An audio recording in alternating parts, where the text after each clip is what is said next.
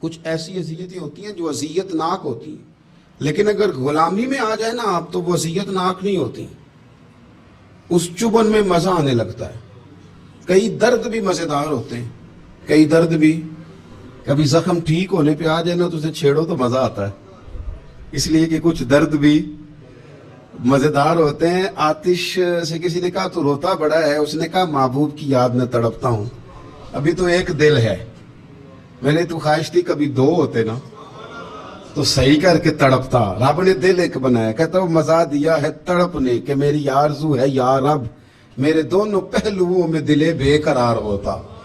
درد میں بھی مزہ ہے، پر شرط یہ ہے کہ لوگ درد میں بھی جینا سیکھیں۔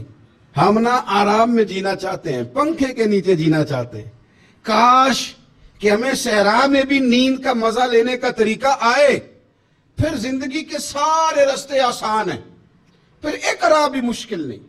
لیکن چونکہ حوصلہ نہیں، صبر نہیں، وہ والا قرار نہیں جو ایک مسلمان سے رب رسول کا مطالبہ ہے۔ حدیبیہ کے موقع پہ نا نبی پاک صلی اللہ علیہ وسلم نے جو شرطیں کافروں کے ساتھ طے کی تھی نا، حضور نے نور بصیرت سے کی تھی نا، تو انہی شرطوں نے پھر فتح کے باب کھول دیے۔ ان فتحنا لک فتحا مبینا۔ ایک شرط یہ تھی کہ اگر کوئی مسلمان مدینے سے مکے آئے گا تو مکے والے واپس نہیں کریں گے، رکھ لیں گے۔ پھر غور کریں، کوئی مسلمان اگر مدینے سے مکے آئے گا تو مکے والے واپس نہیں کریں گے، اور اگر کوئی بندہ مسلمان اپنے آقا کی مرضی کے بغیر مسلمان ہو جائے اور وہاں سے وہ مدینے آئے گا تو حضور پناہ نہیں دیں گے۔ تو میرے بھائی، محبوب کی طرف سے آنے والا نہ صرف سوکھ ہی نہیں قبول کرنا چاہیے، دکھ بھی قبول کرنا چاہیے، دکھ بھی قبول کرنا چاہیے۔ ہمارا یہ مسئلہ ہے کہ ہم نہ میٹھی میٹھی کے قائل ہیں، کڑوی کڑوی کے قائل نہیں۔ اگر وہ کبھی دکھ دے نا تو محبوب کا دکھ بھی سکھ سمجھ کے قبول کرو۔ ہاں اس کی طرف سے کانٹا ہے کبھی تو اسے پھول سمجھ کے قبول کرو، وہ چبھے گا نہیں، انشاءاللہ مزہ ہی دے گا، وہ قبول تو کرو نا۔ تو اب حضرت ابو بصیر رضی اللہ تعالیٰ عنہ ایک صحابی تھے، ایک تو حضرت ابو جندل رضی اللہ تعالیٰ عنہ تھے نا، تو وہ تو حدیبیہ میں آ گئے، حضور مجھے لے جائیں، تو نبی پاک نے فرمایا میں نے وعدہ کر لیا ہے، ان کو بھی حضور نے واپس بھیج دیا۔ اور یہ بیچارے نا اپنے آقا کی جیل توڑ کے مکے سے بھاگ کے مدینے آئے۔ یا رسول اللہ مجھے قبول کر لے، میں بھاگ آیا ہوں، وہ بڑا ظلم کرتے ہیں، مارتے ہیں، تکلیف دیتے ہیں۔ وہ آئے تو ادھر سے نا اس کے مالک نے ایک دو بندے بھی بھیج دیے رکا دے کے کہ یا رسول اللہ آپ کا تو وعدہ تھا کہ آپ بندہ رکھیں گے نہیں۔ یہ آئے اور رکا بھی آ گیا۔ اب ذرا منظر کو سمجھے۔ ہمارا تو یہ مسئلہ ہے کہ کہتے ہیں کہ میری 99 باتیں مانی ہیں، ایک نہیں مانی، لہذا میرا تعلق ہی کوئی نہیں۔ لیکن یہاں کیا کیفیت ہے؟ بندہ رو رہا ہے، تڑپ رہا ہے، حضور میں مار سے بچتا ہوا آیا ہوں، جیل توڑ کے آیا ہوں، مجھے قبول کر لیں۔ ادھر رکا آ گیا کہ آپ کا وعدہ تھا رکھیں گے نہیں۔ اب یہ کتنا مشکل مسئلہ ہے، لیکن رسول پاک علیہ السلام نے فرمایا ابو بصیر میں نے وعدہ کیا یار تجھے واپس جانا پڑے گا۔ ہوئے ہوئے ہوئے، لوگ تو کہتے ہیں نا کہ وہ پیر صاحب نے کہا تھا تو میرا کام نہیں ہوا لہذا میری بیعت ہی گئی، چھٹی ہو گئی، ماحول ہی بڑا عجیب ہے۔ حضور نے فرمایا واپس جا، لیکن جے کر یار دے نام دا ملے مینا، پھر انہوں چولی پا لئیے مینے نو پنجے سٹیے نا، جے کر یار دے نام دا، سامنے والے نے تانا سمجھ کے دیا تھا پر یار کے نام کا تھا نا، اس نے کہا لا صحیح سونے کے نام کا ہے نا، تانا ہوا تو کیا ہوا، جے کر یار دے نام دا ملے مینا، انہوں چولی پا لئیے پنجے سٹیے نا، تے جے کر یار دے نام دی ملے سولی، پھر جھوٹا جھوٹ لئیے تے پیچھے ہٹیے نا، جھوٹا جھوٹ لئیے۔ اب لکھنے والے کا بھی اپنا انداز ہے نا، کہتا ہے یہ بھی میرے لیے جھولا ہی ہے، یہ بھی آرام کی جگہ ہی ہے، جھوٹا جھوٹ لئیے تے پیچھے ہٹیے نا۔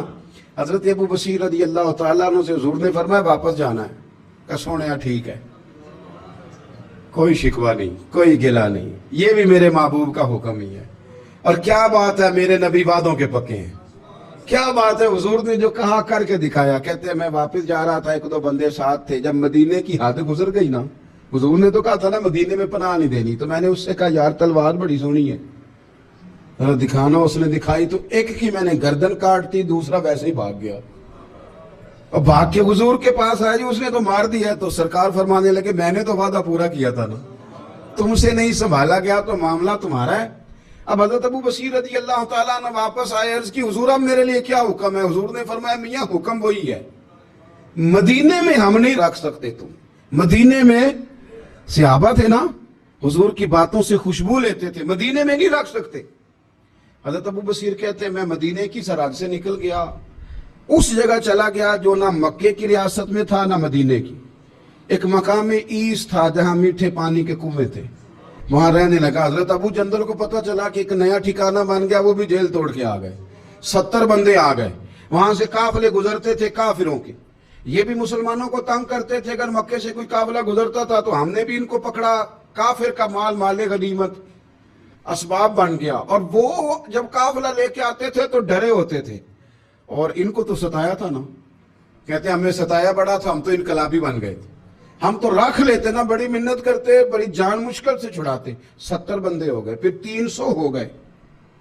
تب وہ بصیر کہتے ہیں دنیا مدینے جاتی تھی لیکن ہم تڑپتے تھے، ہم تڑپتے تھے، روت لنگ گئی پھر باہر آدھی تے چٹھیاں مدینے آئیاں نہیں، ہم تڑپتے تھے کہ یار کوئی موقع ملے، روز رات کو روتے تڑپتے۔ 300 انقلابیوں کا جتھا صبر سے بیٹھا ہے مدینے کی سرحد پہ، اندر آنے کی اجازت نہیں، پر غلامی میں روز اضافہ ہو رہا ہے۔ صبر دیکھو، غلامی میں روز اضافہ ہوتا ہے۔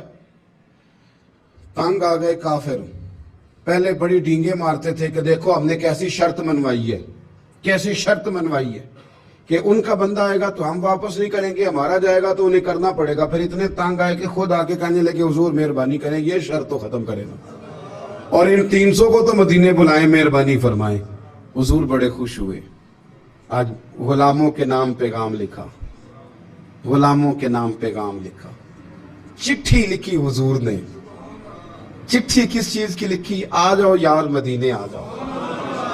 چٹھی آئی مدینے آنے کے لیے، حضرت ابو بصیر کے نام چٹھی گئی، آ جا یار مدینے، آ جا تیرے نام پیغام سب لائی ہے سرکار نبی سے، اور آیا ہے بلاوا مجھے دربار نبی سے۔